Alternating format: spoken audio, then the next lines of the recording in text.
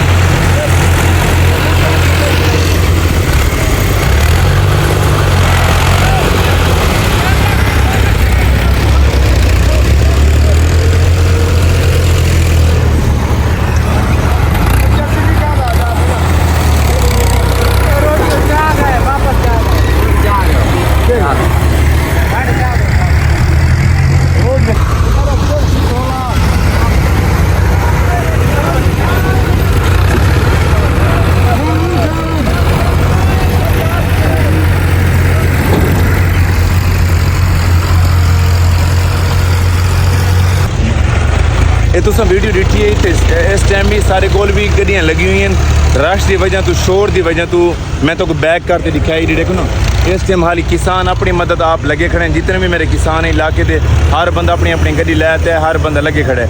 ये हुण छोटी जी वीडियो तो अच्छी लगी उसी मजीद इंशाल्लाह कल वाली वीडियो मिलते हैं और लॉन्ग वड्डी वीडियो बड़े सो हुण सियाल भोले बादशाह बड़े इजाजत अल्लाह निगहबान कल मिलते हैं।